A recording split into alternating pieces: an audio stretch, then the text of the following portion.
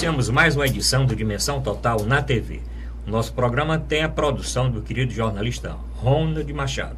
Lembra o WhatsApp do programa, que é Fortaleza 85 99925 1122. Repetindo, 85 99925 1122. Lembro também o nosso portal na internet, portal@bastos.com.br, para o nosso telespectador rever qualquer um dos programas anteriores, para assistir o programa ao vivo e também para ter acesso ao site da TV Mais, tvmais.org.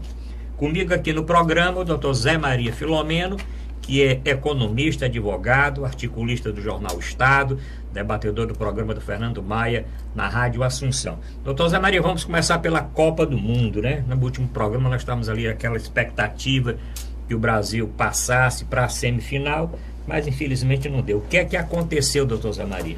Olha, eu sou daqueles torcedores fanáticos pela seleção, então para mim qualquer resultado que não seja o Brasil campeão, ganhando a Copa, é uma grande frustração. Mesmo em 98, quando o Brasil foi vice, perdeu ali por 3-0 para a França, foi um balde de água fria.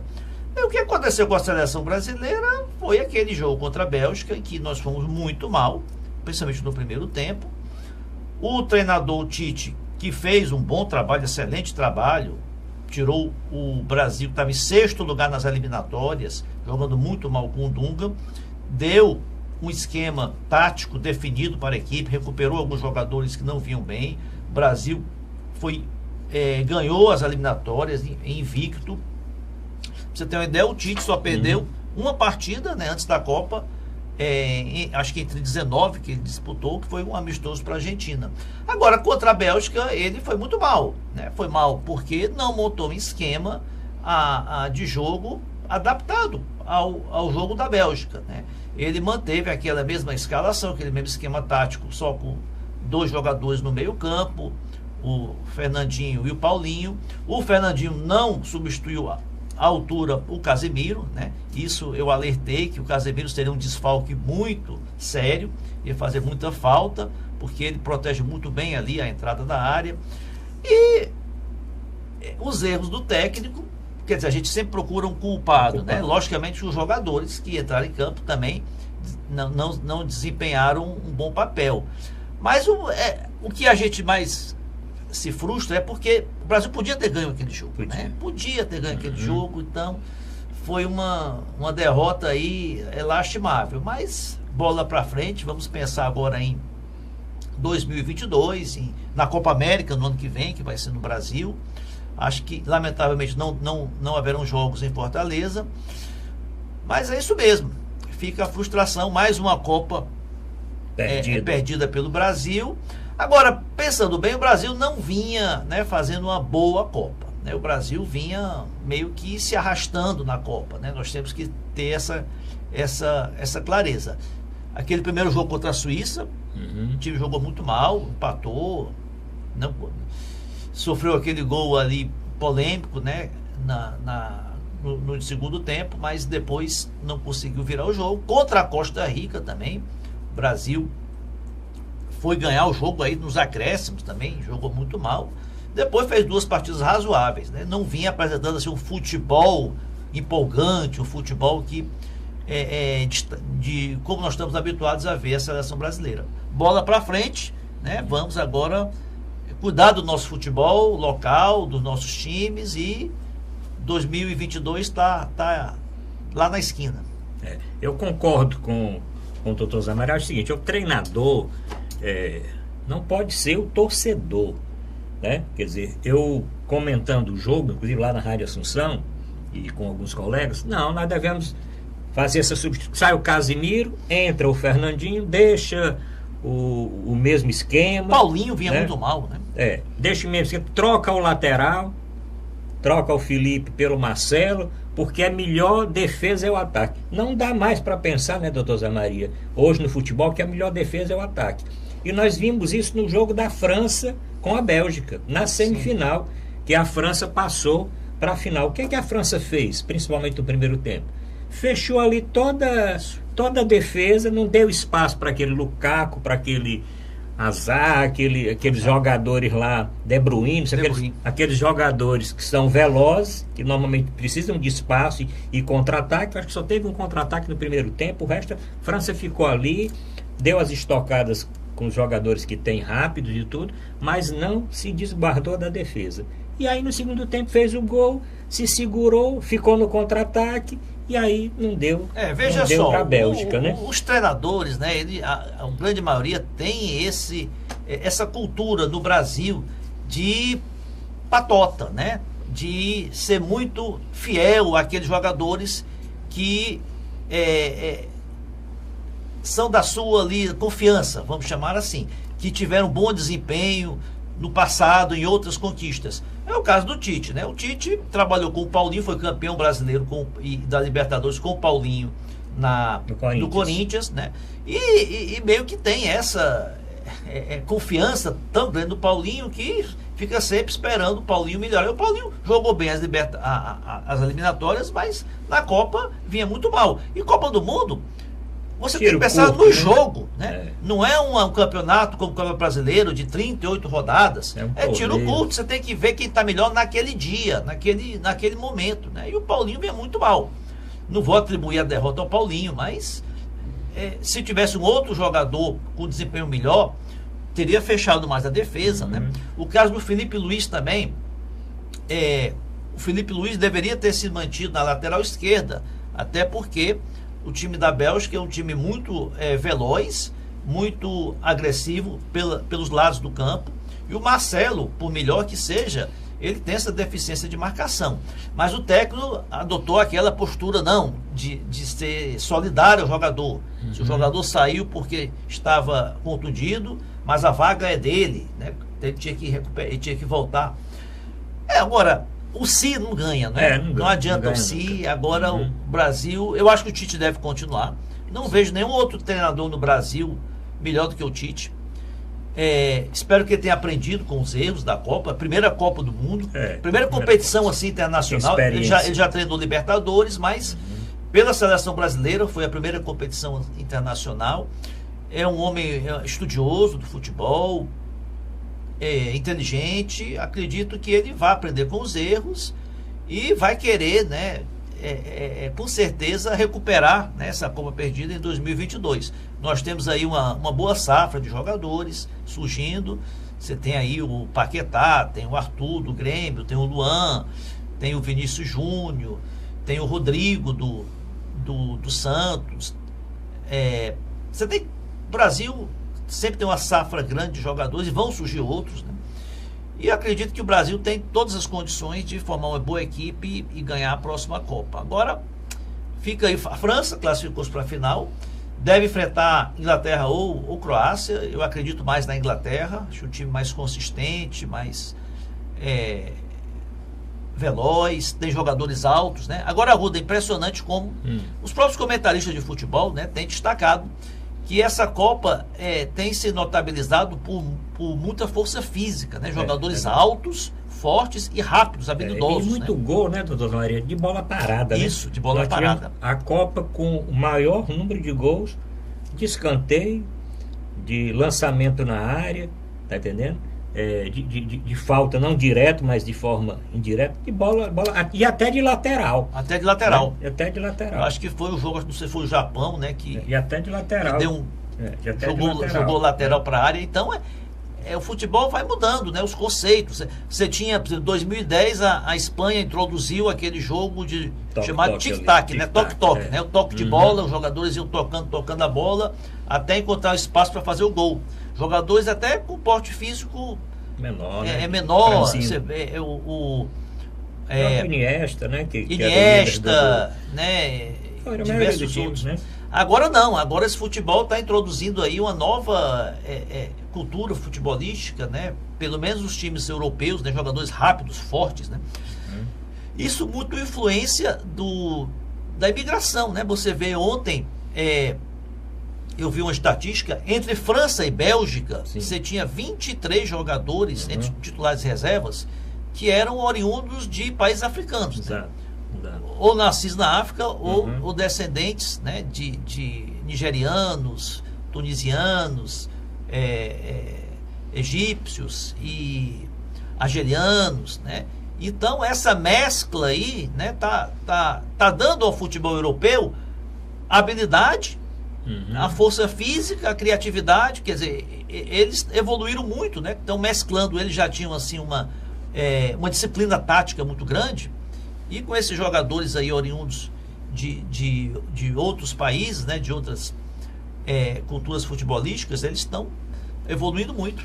Doutor Damari, o que essa Copa mostrou também, com a saída inclusive aqui dos sul-americanos, dos americanos, né? Quer dizer, uma Copa ficou praticamente uma Eurocopa, né? E já quem vencer a Copa do Mundo agora vai ser mais um europeu vencendo a Copa, né? Quer dizer, o último campeão não europeu foi o Brasil.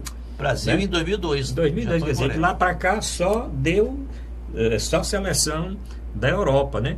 O que mostra que realmente o futebol lá em termos táticos, né? Em termos de evolução, nós aqui estamos ficando para trás. Então, o senhor falou do Tite, eu também concordo que o Tite deve permanecer, ele ganhou experiência com isso, ele não pode realmente treinar a seleção como um campeonato brasileiro, como treinou o Corinthians, com 38 rodadas. Ali é o seguinte, Gabriel Jesus não deu conta ali 2 jogos, porque está correndo para trás. Pô, tudo bem, mas qualquer um pode correr para trás, ele pode botar o Firmino também cobrir ali a marcação, marcar os zagueiros e tudo, qualquer um, contanto que tivesse um desempenho maior. O Willian nos primeiros jogos não fez nada, naquele jogo contra o México fez alguma coisa, permaneceu 15 minutos, já sabia que ele não ia fazer nada contra a Bélgica, ele já dava para ter substituído, reforçado ali o meio de campo. A substituição que ele fez com o Renato Augusto deu muito resultado. Talvez se o meio de campo tivesse o Renato Augusto ali, quando o Casimiro saiu, depois é fácil dizer, o Fernandinho entrou no lugar do Casimiro, se ele tivesse colocado ali os dois, rapaz, o Fernandinho não cobre igual, não marca igual o Casimiro. Vamos muito botar longe. O Fernandinho, vamos botar o Renato Augusto, reforçar o meio de campo, tira ali um cara, tira o Gabriel Jesus, bota o Neymar mais pro meio, deixa o Felipe Coutinho na esquerda, deixa um outro lá. Ele tinha tirado um ali e reforçado o meio de campo. Eu não recordo o nome do jogador, mas a Bélgica alterou a escalação. Ela tirou um jogador de ataque, colocou um jogador meio campista para reforçar o meio campo e para avançar o De Bruyne, que o De Bruyne jogava meio ali como segundo homem. Eles reforçaram o meio de campo, né? Bloquearam. Exatamente. E o Tite não ficou, nós vamos jogar nesse esquema, seja qual for o adversário. Futebol hoje, ele é muito cerebral. Você tem que jogar de acordo com o adversário, de acordo com as brechas, com as falhas do adversário. Nesse ponto aí, o Fernandinho, olha, sem querer ser preconceituoso, mas o Fernandinho e Marcelo, depois daquele 7-1, eles jogaram tão mal aquele 7-1. O 7-1 foi a cara do Fernandinho. O Fernandinho perdendo o jogo. O Fernandinho não era nem para mais para eu nem levaria o Fernandinho para a Copa. Eu acho que tem outros jogadores. E eu fiquei preocupado quando o Casimiro foi suspenso. Não tem no elenco. Foi um erro de convocação do Tite. O Tite levou jogadores como, por exemplo, o Tyson, que nem iria jogar. O Tyson não iria jogar. O Fred nem iria jogar. Podia ter levado um jogador de meio campo, assim, que fizesse aquela função do Casimiro. Mas e a outra coisa, doutor Zamaria, é que falta aquele jogador de meio de campo cerebral, que pense, não tem, quer dizer, nós temos ultimamente quais os jogadores se destacaram. O senhor até citou alguns aí. Citou o Arthur, que é mais volante. Um volante que vai e tal, mas não é um cara de meio de campo, né? O senhor citou aí o menino do Santos, o Rodrigo, né? Citou o do Flamengo. O Paquetá é mais ou menos ali e tal, mas o Vinícius é um cara, é atacante, é tipo um Neymar para driblar, e até pela esquerda ali, ele joga mais ou menos como o Neymar, quer dizer, não tem da nova safra. Agora, desses jogadores que estão na seleção, quem o senhor acha que pode chegar em 2022? Olha, eu não gosto pela idade, eu não gosto de ter preconceito. Eu acho o seguinte, a evolução da seleção, não adianta pensar agora em 2022. Não vou convocar tal jogador porque ele vai tentar. Não, a evolução é gradativa. Essa renovação ela vai ser natural. A proporção que os jogadores forem surgindo, novos jogadores, rendendo mais dos atuais, essa reciclagem ocorre. Por exemplo, tem que pensar, não adianta pensar agora em 2022, tem que pensar na Copa América. Certo, que é no ano que vem. Por exemplo, Thiago Silva, que está com 33 anos, tiver bem para a Copa América, deve jogar a Copa América. Ah, mas ele vai ter 38 na Copa. Ninguém sabe que estado ele vai chegar na Copa. Então, essa renovação é natural. Ah, um menino de 18 anos, vamos botar ele porque ele vai estar bem na Copa. Será que ele vai estar bem lá, até lá? Então, é uma incógnita. Eu acho que essa evolução é natural. Acredito que, por exemplo, os goleiros, né? Os goleiros são jovens, né? Podem chegar. O Casemiro, se não me engano, vai ter 30 anos. Tem 26 anos, né? É um volante muito bom. Fazia tempo que o Brasil não tinha um volante assim da qualidade de cobertura da defesa e de passe. Eu lembro do Clodoaldo, viu? O senhor até falou no seu artigo que não lembra muito a Copa de 70. Não lembro. Eu lembro bem da Copa de 70. Primeiro foi a primeira transmitida pela televisão, né? Quer dizer, eu escutei a Copa de 66 pelo rádio, né? Que o Brasil perdeu. 62 aí eu quase não lembro. 58 eu tinha um ano de idade, não dava nem para ver nada. Mas de 70 eu lembro. Então o Clodoaldo realmente tinha esse... Lembra um pouco a forma. Agora, para nós encerrarmos esse bloco, eu quero dizer, quem é que você acha que vai ser o craque dessa Copa? Já tem alguns candidatos aí, vamos ver se nós acertamos, porque no próximo programa, ou seja, na próxima semana, nós vamos tirar aqui a conclusão. Primeiro, quem vai vencer a Copa, né? Nós já sabemos que a França vai para a final, o senhor está achando que a Inglaterra vai, eu também acho que a Inglaterra tem mais condição de ir do que a Croácia, até mesmo pelo preparo físico, porque a Croácia pegou 2 prorrogações, 2 decisões por pênalti, isso pesa, né? Pesa. E a Inglaterra, como o senhor falou, são jogadores jovens, mas que a seleção está bem treinada, né? Está bem treinada, até bem fez, entrosada, né? Tem o artilheiro da Copa, 11 gols de bola aérea. Tem o artilheiro da Copa, etc. Mas a seleção, vamos ver deve ficar aí, claro, só tem 3 candidatos aí, não pode ser outro, né? A França está correndo realmente como possível campeã. Mas craque da Copa, o jogador que realmente chamou a atenção dessa Copa do Mundo, claro, nós temos aí mais esses 2 jogos, 3 jogos, né? Porque tem a decisão do 3º lugar também. Quem você acha que vai ser o craque da Copa? Geralmente o craque da Copa é o jogador, né? Do campeão, no máximo do vice, né? Sendo a França, o jogador que está aí mais se destacando é o Mbappé, né? O Mbappé... Não acho essas coisas todas, né?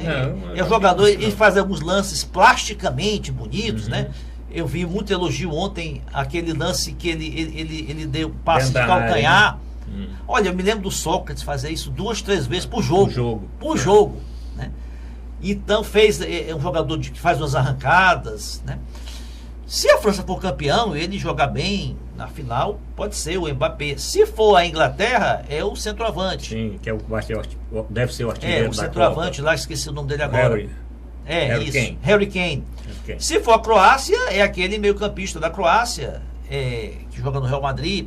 Sim, Modric. Então, agora, não tem realmente um jogador que vê como foi o Ronaldo Fenômeno, né? Que fez um gol a cada jogo. Em 2002, o Romário também, que levou o Brasil nas costas. Então, eu não sei, vai ser, acho que um desses 3. Ou é o Mbappé, ou Modric, ou Harry Kane. Também eu acho que vai ficar dentro aí. O meio de campo de destaque realmente tem o da Croácia mesmo. Se a Croácia for para a final, tem tudo. 3 jogadores de meio campo. Ele joga muito fácil, né? Interessante como aquele rapaz joga fácil, chuta bem, dribla bem, tem um grande preparo. Agora, só para terminar essa parte de futebol, o que aconteceu com o Cristiano Ronaldo, né? Saiu ali do Real Madrid, foi para a Juventus. O que você acha que aconteceu? Olha, não foi por dinheiro, porque ele já tinha um salário altíssimo no Real Madrid e tem ganhos bilionários com publicidade, embora 30 milhões de euros, que será o salário dele no Juventus, pesa também. Acho que questão de desafio, né? Já um desgaste de 9 anos no Real Madrid, ganhou tudo que tinha que ganhar. Quer dizer, ele só podia perder no Real Madrid, porque ele ganhou 3 Copas, Eurocopas com o Real Madrid, as 2 últimas e mais uma anterior, 3 campeonatos mundiais, foi 5 vezes bola de ouro com o Real Madrid e buscou um desafio. Achei até corajoso da parte dele, porque o campeonato italiano é muito difícil, né? Embora ele vai estar num time, o Juventus, que eu acho que é hexacampeão ou pentacampeão italiano, quer dizer, o Juventus ele tem uma hegemonia enorme, ele está bem à frente dos demais no campeonato italiano. Inclusive o Douglas Costa, né? Será companheiro dele. O Agüero também, acho que o Agüero da Argentina. Tem um ataque muito bom. Ou é o Higuaín ou o Agüero, não recordo. Então ele vai estar num time de destaque, é um desafio, né?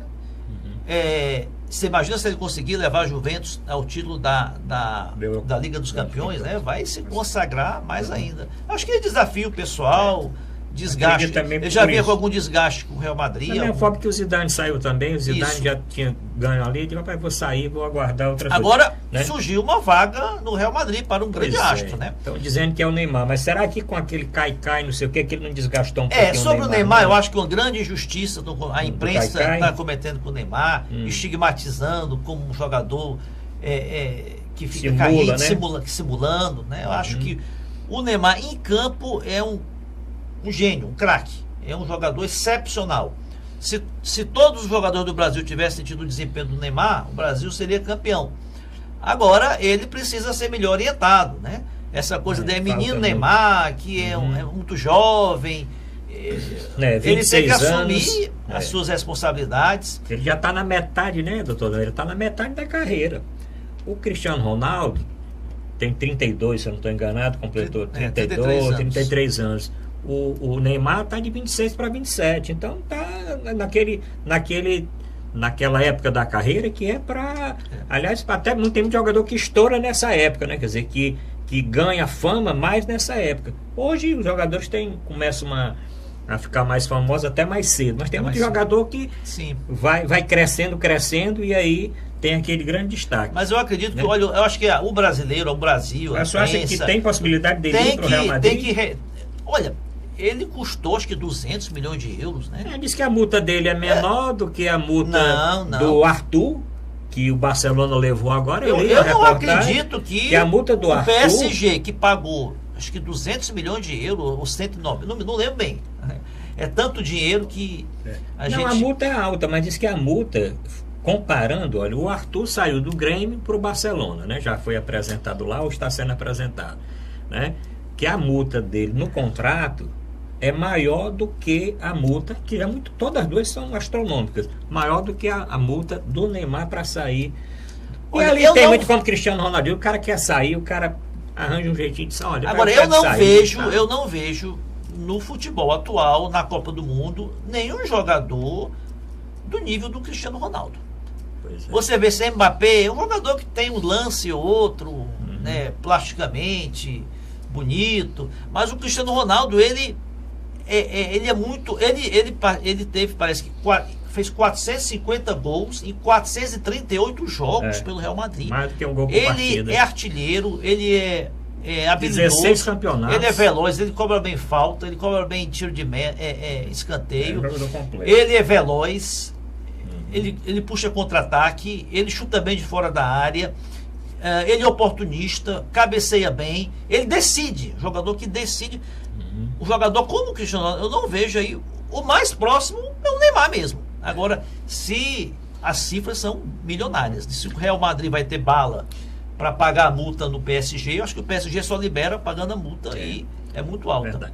Bom, vamos terminar esse primeiro bloco, mas sem esquecer o nosso Ferroviário, doutor Zé Maria. Afinal, o Ferroviário, o segundo clube de todos os cearenses, ou da grande maioria dos torcedores cearenses, teve uma grande conquista essa semana, não é isso? Sem dúvida, olha, foi a partida mais importante dos últimos 30 anos aí do Ferroviário.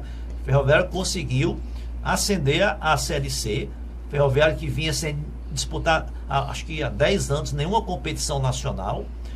Classificou-se para a Série D pelo vice-campeonato cearense do ano passado. Chegou a estar 2 anos na Série B do Cearense, né? Você falou aí do passado aí do futebol recente, eu cresci vendo o Ferroviário como uma terceira força do futebol cearense, mas uma terceira força bem próxima do Ceará e Fortaleza. Estava sempre disputando aí, Ceará e Ferroviário contra Ceará, Ferroviário e Fortaleza era clássico, que lotava estádio e não tinha favorito. Então, todos nós que torcemos Ceará ou Fortaleza, temos o Ferroviário assim como o segundo clube. É um clube muito simpático. muito bom para o futebol cearense. Você vê outros estados aí, sempre tem uma terceira força. Você tem o Náutico lá em Pernambuco. Náutico, Santa Cruz, Esporte, o América né? Mineiro lá em Minas. Então, muito bom. Tradição é uma coisa importante no futebol. Não acredito em clubes de prefeitura que são bolhas que se criam aí, prefeitura, empresários que investem num time, fazem um time competitivo, não tem torcida, não tem respaldo, não tem tradição, com 2, 3 anos acaba. Então é bom que o Ferroviário volte aí a elite do futebol nacional, dispute a Série C, dispute, permaneça. Eu acho que difícil o Ferroviário subir da C para B, pode até subir, mas se ele permanecer 2, 3 anos aí na Série C, vai se fortalecer, vai se consolidar para voos mais altos. E vai ficar aí no cenário nacional, né? Não é demérito de uma Série C, Fortaleza ficou aí 8 anos e agora já lidera a Série B e com possibilidade de passar para a Série A. Méritos para a diretoria do Ferroviário, sim, diretoria, porque formou um time. Teve aí a sorte, sorte e competência, né, de avançar na Copa do Brasil. Exato. Fez um caixa muito bom, aplicou muito bem esse recurso que ganhou na Copa do Brasil, montou um time competitivo e alcançou o objetivo de classificar para a Série C. Bom, estamos terminando o bloco, vai aí os nossos parabéns à diretoria do Ferroviário, os torcedores do Ferroviário, ao Marcelo Vilar, que comandou a comissão técnica, um excelente treinador, e esse bloco foi um bloco aí de esporte, comemorando aí já o final da Copa do Mundo. Vamos fazer o nosso primeiro intervalo, voltamos já.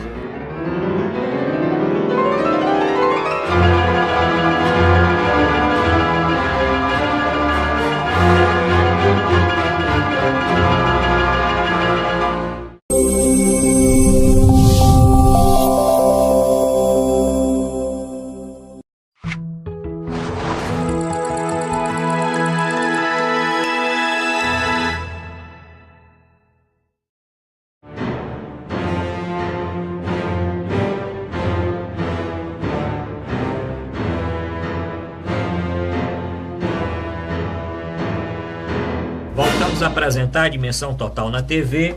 O nosso programa tem a produção do querido jornalista Ronald Machado. Mande seu comentário para o nosso programa. Aproveite agora aqui o WhatsApp do programa 85999251122. Entre no nosso portal na internet, portal.arrudabas.com.br. Assista o programa ao vivo, reveja os programas anteriores. Pode ler os textos do Dr. Zé Maria Filomeno, o meu blog, as notícias, os outros colunistas e mandar o seu comentário. Doutor Zé Maria, nesse bloco vamos fazer duas coisas. No terceiro bloco vamos comentar esse tsunami aqui da justiça envolvendo a solta no solta Lula, etc, etc.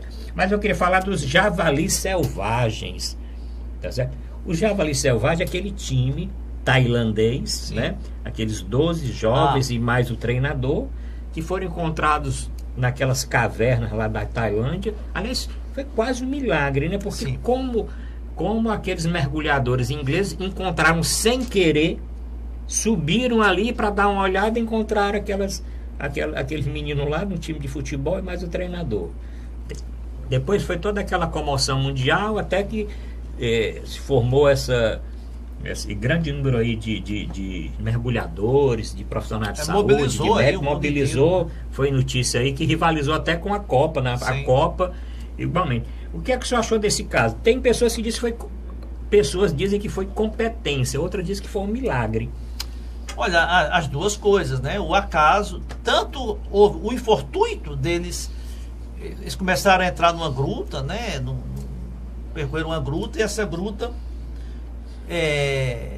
alagou, né? Chegaram a essa gruta, houve uma chuva torrencial, aquela região do planeta tem os tufões, tem essa época das moções, né? Do Oceano ali Índico, teve uma chuva torrencial e alagou a saída, ficaram presos aí durante 17 dias e por um outro fortuito, mas desse positivo, os mergulhadores avistaram eles na gruta e montaram, com auxílio aí de empresas internacionais, de outros países, montaram uma verdadeira operação para resgatar esses meninos, né, através de com mergulhadores muito competentes, né? Exato.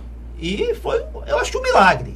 É um milagre porque, primeiramente, deu-se falta deles que encontrar as bicicletas, né? Exato. E desconfiaram que eles teriam ido por aquele caminho. E a tecnologia permitiu que eles fossem, né, resgatados, e todos parecem que estão bem de saúde, fizeram check-up em hospitais, porque essas grutas aí,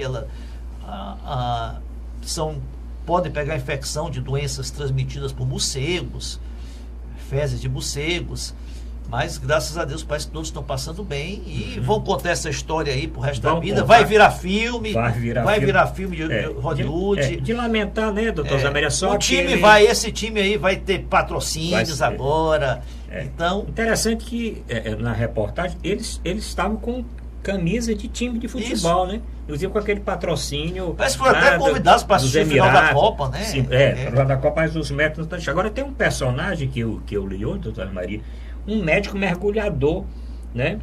Que estava de férias lá. E esse médico mergulhador se apresentou para poder ajudar. O médico Richard Harrison, o nome dele mais ou menos assim, né? Vamos falar muito, tem até a foto dele aí no jornal. Agora, realmente foi uma mistura das duas coisas, né? Realmente um milagre e essa mobilização mundial, né? Com vários países encaminhando seus melhores mergulhadores para salvar. Mas sirva de exemplo aí para outras pessoas que tem risco, né? Olha, e entraram na gruta para comemorar o aniversário de um deles, né? Porque as crianças tinham entre 11 e 16 anos, né? E aí foram muito distantes, 4 quilômetros parece da saída. Agora, lamentável a morte daquele mergulhador que quando voltava dos primeiros morreu porque o oxigênio teve essa acabou, né? fatalidade, não podemos esquecer. Mas o episódio em si, quer dizer, fora essa fatalidade, logicamente que não se pode minimizar uma morte, mas foram salvos, né? E que as autoridades lá da Tailândia tenham mais cuidado e advertir, né? Sinalizar que aquela gruta não se pode ter acesso, do perigo. Tem que ter esse cuidado. Bom, outro tema ainda para esse segundo bloco, vamos já terminar.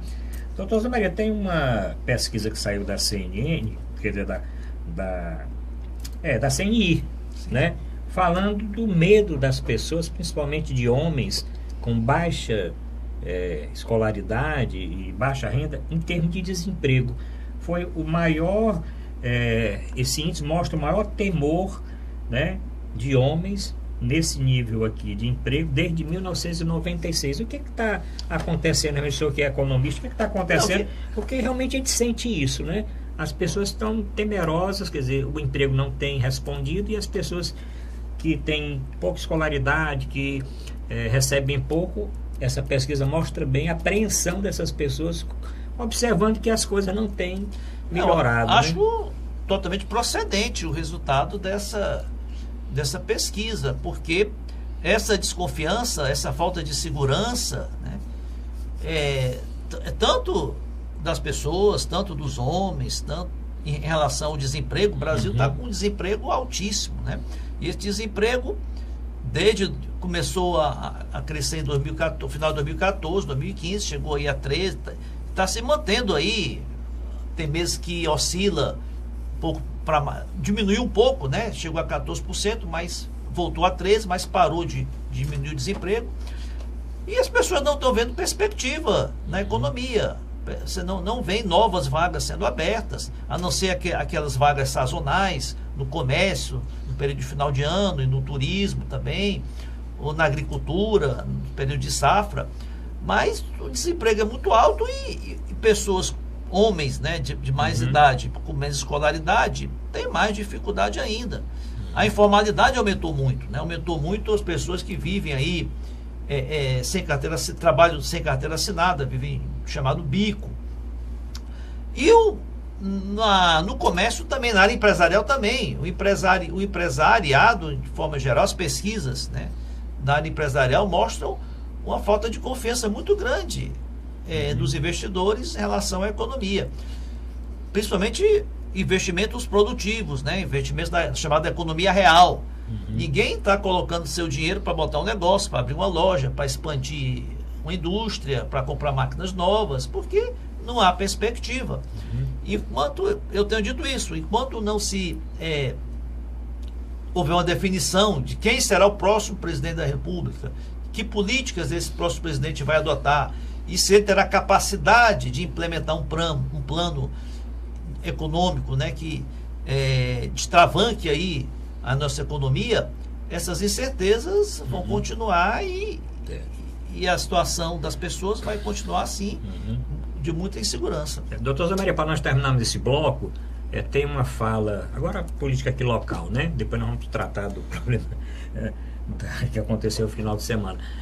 Uma declaração do senador Tasso Gereissati quando do lançamento da campanha do pré-candidato, do pré-candidato ao Senado, né? O Girão, né? Luiz Eduardo Girão. Luiz Eduardo Girão. Ele disse o seguinte: não vamos deixar acontecer um WO. Eu achei interessante, fui ler a matéria, né? Porque nós que entendemos futebol, nós sabemos que WO... Vem do inglês, walk over. Walk over é você sair de campo, né? O time já ganha sem precisar nem... Não precisa nem concorrer, né? Antigamente o time faltou, espera 10 minutos, o time não chegou, ganhamos por WO, né? Acontecia muito isso. O que é que você acha dessa declaração do senador Tasso essa semana? Essa declaração, ela se junta à que ele já deu anteriormente, que nunca se sentiu tão só, né? Desde que ele adentrou a política em 86, ele nunca se sentiu tão só na política, né? Porque, olha só, o outro lado, né, chamado o governador Camilo Santana e seus aliados, eles conseguiram arregimentar quase que a unanimidade dos partidos, das forças políticas do estado do Ceará. São 22 ou 23 partidos que formam a coligação. Já são 24. Né? 24 partidos que formam a coligação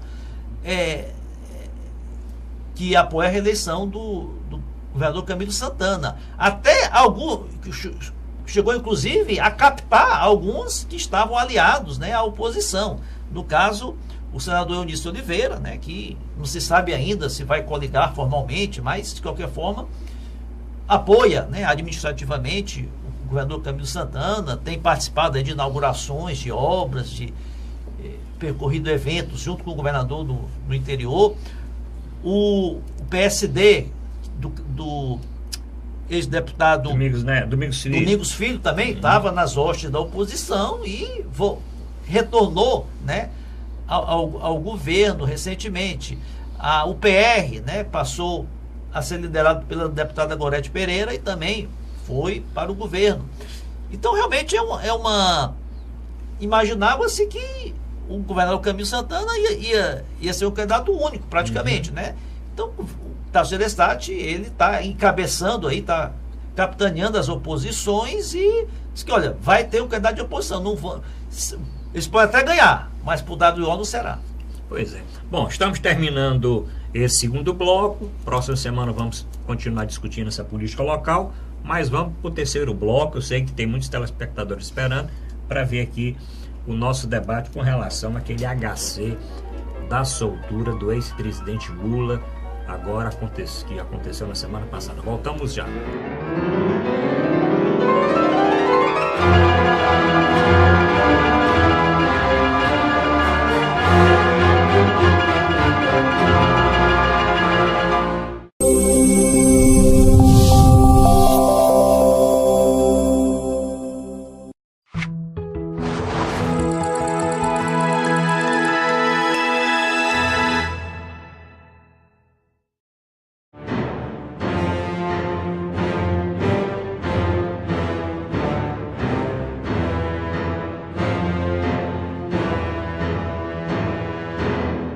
Apresentar a Dimensão Total na TV. Lembrando que o nosso programa tem a produção do querido amigo jornalista Ronald Machado.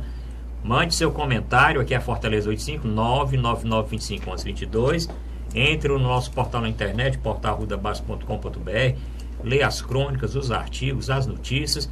Deixe também seu comentário. Bom, agora no último bloco, doutor Zé Maria, vamos falar do desembargador Rogério Fabreto, do desembargador Gebran Neto, do desembargador Thomson Flores, da ministra Laurita Vaz, do Moro e do Lula. Olha, tem muita gente para falar, né? Tá certo? Porque esses até o momento deve aparecer outros protagonistas aqui, mas até o momento os protagonistas são esses. O que é que o senhor achou dessa confusão toda aí? Porque tem Olha, muitos... Tem opinião de tem. tudo que é jeito, né? Olha, eu fico com as palavras do ex-ministro do Supremo Tribunal Federal, Sepúlveda Pertence, que inclusive participa da banca de advogados de defesa do ex-presidente Lula, que classificou esse episódio todo desse HC que no domingo, né, chamou a atenção. A gente, em vez de pensar Mais em Copa atenção do Mundo, que a da Copa, né? do que a da Copa, né? Verdade. Prende, solta, não solta, solta, não solta, né? Foi uma Desde grande 9 da atrapalhada. manhã. O Sepúlveda Pertence, ele disse que com 50 anos aí de atividades jurídicas, nunca viu uma atrapalhada tão grande, né, envolvendo um processo judicial, né? Olha, tem várias leituras, né? Agora a leitura que eu faço é o seguinte: as partes erraram, né? Errou o desembargador Rogério Fabretto, que não podia ter concedido essa liminar nesse habeas corpus, porque plantão judicial não se presta para isso, né? Porque plantão judicial é para uma situação de emergência que não pode esperar. Aquela pessoa que foi presa na sexta-feira à noite em flagrante, o delegado não concedeu fiança, então ele não pode esperar até a segunda-feira, ou no inverso, a polícia precisa fazer uma busca e apreensão no suspeito que está fugindo, então tem que fazer aquela busca e apreensão, precisa daquela ordem judicial naquela hora. E ele também não tinha legitimidade, porque o processo do Lula, esse mesmo HC idêntico, o mesmo fundamento, que é a questão da presunção de inocência, que ninguém pode ser preso até o trânsito em julgado da sentença penal condenatória, obedecendo-se o ditame constitucional da presunção de inocência, não pode ser preso antes exatamente de todos os recursos serem apreciados, né? É o mesmo fundamento que foi objeto do HC, que foi denegado no STJ por 5-0 e depois naquele julgamento do STF, que durou mais de uma semana, foi interrompido, foi dado uma cautelar para o Lula não ser preso até que o julgamento terminasse. Né? Bem, por outro lado, também errou o juiz Sérgio Moro, porque o juiz Sérgio Moro não podia determinar que o delegado não cumprisse a ordem, né? Então ele também extrapolou aí dos seus poderes. Ele justifica que se manifestou porque foi citado, foi colocado como a autoridade coatora da prisão, quando ele não era, porque a prisão foi determinada, ele apenas executou a ordem de prisão. A prisão foi determinada pela 8ª turma do TRF4, né, que julgou o recurso. Ele podia até se manifestar. Me manifesto no sentido de que eu não sou, né? Não sou autoridade coautora, entendo até por incompetente o desembargador plantonista, e entendo que os autos devam ser remetidos lá para o STJ, né? Se for o caso, mas não ligar para o delegado e dizer que o delegado não cumprisse, né? Então errou também. O Gebran. Olha, o Gebran é discutível, né? Porque na realidade ele não estava de plantão, né? Não, ele não estava de plantão, mas ele é o titular. Sim, né? Mas ele pode, assim, sem ser uma provocado, instância, né? sem ser provocado, uma instância superior, porque uma coisa que eu li vários comentários aí, porque o senhor está dizendo mesmo, realmente cada jurista pensa de um jeito. Eu vou atrás de um professor, não sei de onde, ele diz de um jeito, professor que não tem nem filiação de nada, ou pensamento e tal, ele diz de outro jeito. O que ele diz aqui no Gebran, que ele poderia atuar se fosse provocado após o término do plantão, né? Porque é interessante que isso aconteceu, esse negócio do Lula chama atenção, mas plantão judicial, assim, tribunal e tal, acontece toda semana. Não, aqui de mesmo noite, nós tivemos de noite, madrugada, você tem o desembargador de plantão que respondem por aquele período, etc, etc. Mas o caso do Gebran é discutível isso, é porque ele chamou, o outro não aceitou, pediu de volta, e aí veio o processo. Aí veio Flores, aí no caso do Thompson Flores. Não, o Thompson Flores, que ele é o presidente do tribunal, cabe a ele, a rigor tecnicamente, né, a parte, o Ministério Público, né, que é o autor da ação, tinha que ter intentado com um agravo regimental, que é uma decisão se dirimir uma decisão conflituosa dentro do próprio tribunal e o presidente decidir, né? O presidente meio que vai colocar ordem, né? Positivo, é isso que chama? Conflito positivo, né? Então, conflito positivo, exatamente. Conflito positivo são quando dois juízes ou duas cortes, né, se autoproclamam competentes, né, para o mesmo caso, mesmo processo, né? Agora, quem sabe quem é que foi a pessoa mais lúcida nesse episódio todo? O próprio Lula. Sim, o próprio Lula, ele recebeu os deputados, que esse HC, logicamente, isso foi uma manobra, foi um artifício jurídico, que é legítimo, né? É legítimo. Cabe ao advogado intentar todos os meios legais para defender os interesses do seu cliente. Eles sabiam, né, que esse juiz plantonista era favorável, ou seja, simpatizante da causa do Lula. Ele já tinha até externado várias críticas à Operação Lava Jato, à postura do juiz Sérgio Moro. Ele foi realmente filiado do PT há muitos anos e, através de 3 deputados federais, ingressaram com o habeas corpus, que são advogados. Isso, olha, faz parte. O habeas corpus não faz parte da lei? Não está na lei o habeas corpus? Então, eles fizeram. Agora, se era cabível, não era cabível, se tinha poderes, não tinha poderes, aí isso é justiça. As instâncias superiores vão decidir. Fizeram certo do ponto de vista de utilizar todos os meios possíveis, né? Agora, o Lula disse assim, para os deputados: olha, eu não estou acreditando muito que vou ser solto. Se eu for solto, não vou nem sair de Curitiba, vou ficar aqui no hotel, porque eu sei que não vai durar muito, né? E como você disse, a partir do momento que chegasse na segunda-feira, o titular assumisse o processo, ele podia exercer... e o próprio Ministério Público, ele podia exercer o direito de reverter a decisão, retratar. Ele podia se retratar, não. Que acontece às vezes com frequência, né? Frequência. Um desembargador ou um juiz dá num plantão, e quando o titular assume, ele revoga. Agora, né? Isso transformou-se num fato jurídico-político, né? Porque todas as partes, né, estão explorando o episódio, uns para dizer: olha, existe uma perseguição contra o Lula, existe uma orquestração, né, para não deixar o Lula ser solto, não ser candidato, né? Outros de que estão utilizando de artifícios ilegais para poder tentar soltar o Lula.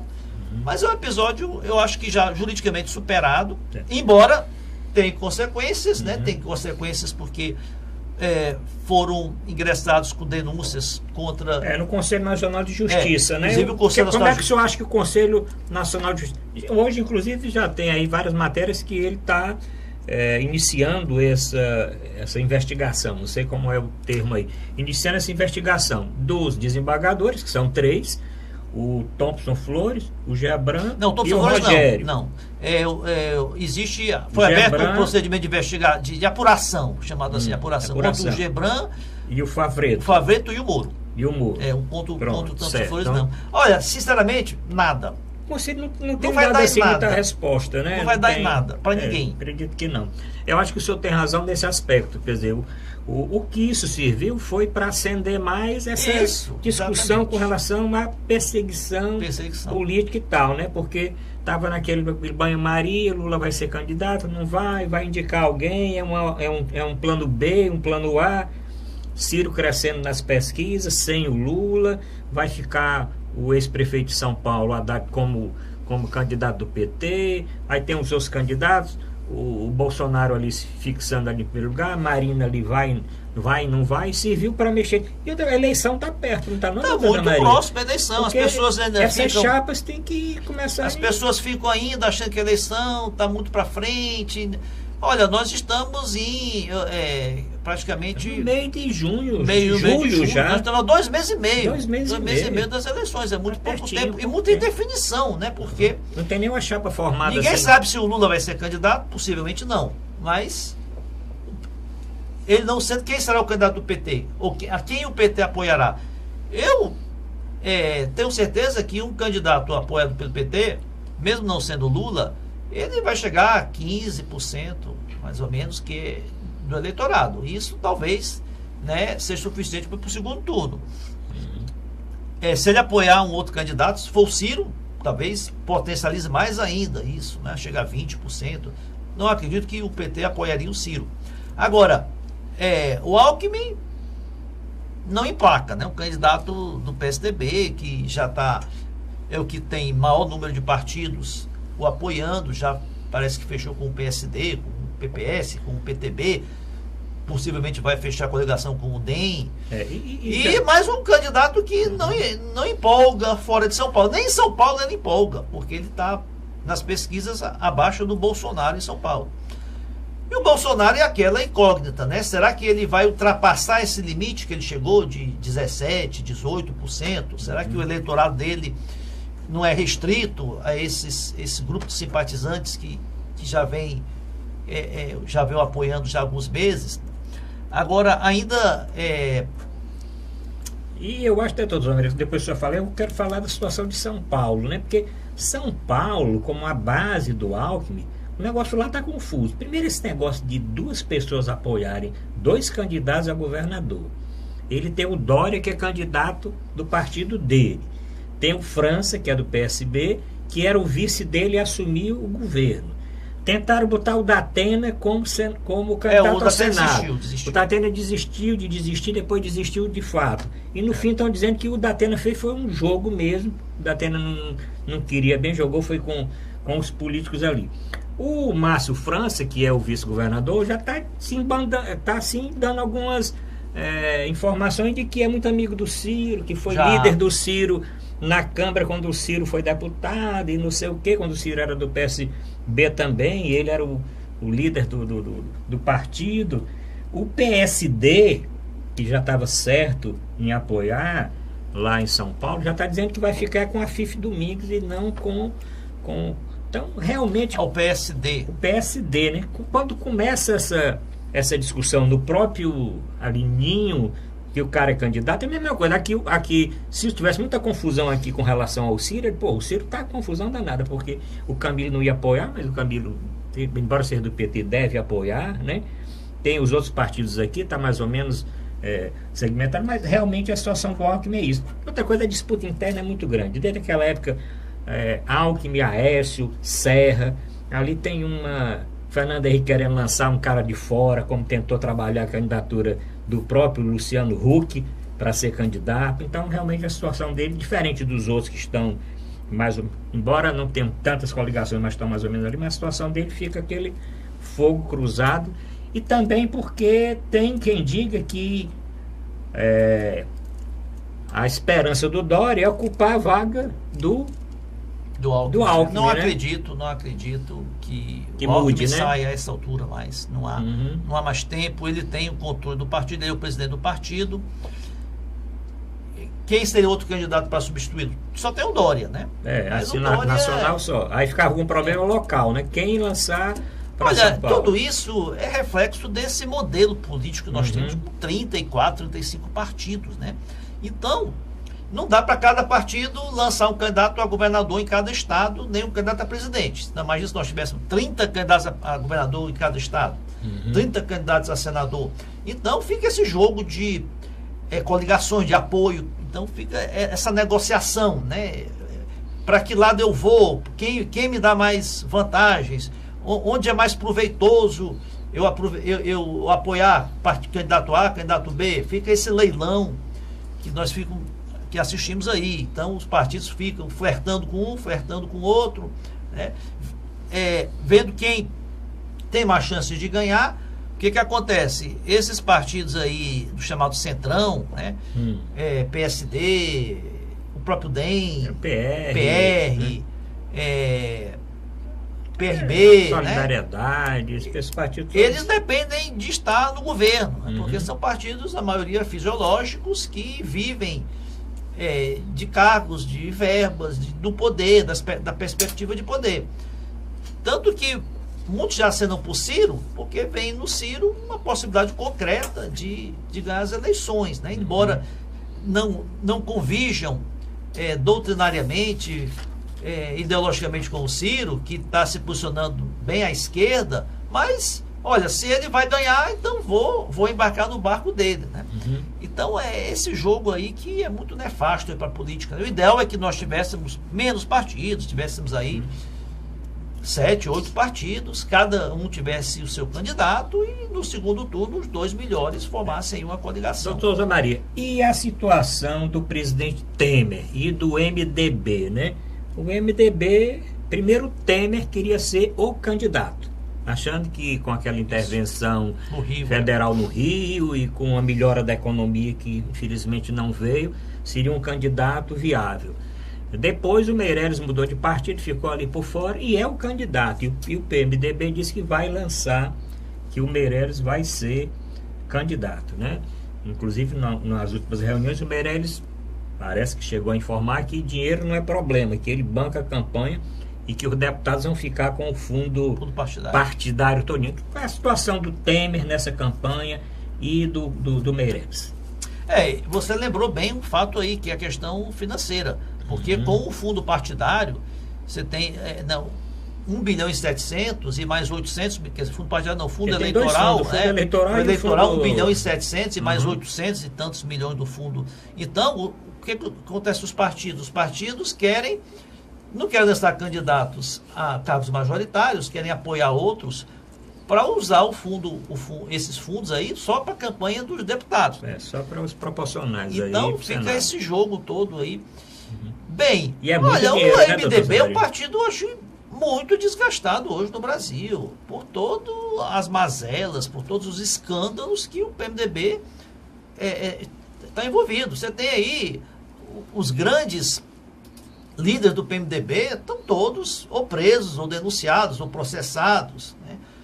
A começar do Sérgio Cabral, né, que era um AIS do PMDB no Rio de Janeiro, inclusive era visto como um futuro candidato a presidente pelo PMDB, Gedel Vieira Lima, Romero Jucá, Renan Calheiros, o Eduardo Cunha, que era o presidente da Câmara pelo PMDB, líder do PMDB na Câmara também por muitos anos, Renan. Então, a imagem do PMDB no cenário perante o eleitorado é a pior possível, né? De um partido aí impregnado aí de corruptos. E o próprio Temer, né? O Temer aí são 2 processos que ele foi submetido no Congresso, conseguiu por negociações políticas escapar, mas tem já esse outro inquérito aí do Porto de Santos correndo aí bem avançado já, as investigações estão se aprofundando cada vez mais, atingindo aí os seus comparsas. E o Meirelles, eu não acredito na campanha, na eleição do Henrique Meirelles. Foi um bom presidente do Banco Central, estava fazendo um bom trabalho no Ministério da Fazenda, é um homem capacitado, preparado, mas para ser candidato a presidente da República não é suficiente, não tem popularidade, não tem empatia, não tem respaldo político popular. Se for candidato, como parece que será, não alcançará 2%, 3% da votação. Não será um candidato competitivo de forma alguma. Sobre o Lula ainda, sim, eu acho que a alternativa ao Lula é o Supremo. Abriu-se uma porta aí com a libertação do Zé Dirceu. Né? Sim, sim. Zé Dirceu foi concedido a liberdade dele. Pelo Supremo, né?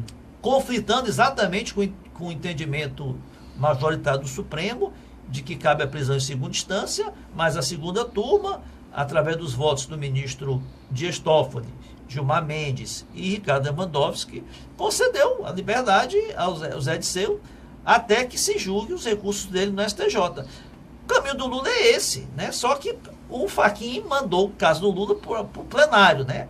Porque no plenário talvez não conceda, né, a liberdade, ele ganhe de 6-5. Mas os outros todos, aí Eduardo Cunha, Vacari, abriu-se com a libertação dos Zé Dirceu, abriu-se uma porta aí para muitos aí conseguirem a liberdade. Bom, quero agradecer aqui a participação do Dr. Zé Maria Filomeno, a audiência do telespectador, e indico 2 textos aí para os nossos ouvintes. Entra aí no nosso portal arrudabas.com.br, leia aqui o artigo do Dr. Zé Maria Filomeno, 2018, mais uma Copa perdida. bastante interessante. E leia também Que País é Esse? Uma postagem aqui do jurista Afrânio Silva Jardim, que fala a respeito dessa discussão que nós tivemos hoje aqui. Tem muita coisa ainda, vamos deixar para a próxima semana, porque o desembargador Rogério Favredo, ele diz o seguinte, que mudou porque o argumento que ele usou para soltar o ex-presidente Lula é exatamente que o presidente Lula não estava tendo acesso às entrevistas e à campanha eleitoral para presidente. Quem derrubou disse o seguinte, que o presidente Lula, antes de ser preso, todos sabiam que ele já era candidato. Então isso não é uma coisa nova, né? Mas ele colocou como argumento, era que jornais tais, não sei o que, televisão, tinham convidado e ele estava impedido de fazer a sua campanha. Mas muita coisa vai rolar ainda essa semana. Eu fico imaginando a aflição desse delegado domingo. Uma ordem para soltar, uma ordem para não soltar, o que ele fazia? Inclusive envolver o próprio ministro da Segurança, o Jukman, né? Porque, inclusive, tem até mensagem de WhatsApp da deputada senadora do PT, na deputada Maria do Rosário, que mandava para ele e disse, não, nós estamos aguardando, estamos segurando aqui, não sei o quê. Tem muita coisa aí que vai ser ainda conversada essa semana. Obrigado pela audiência e até a próxima semana.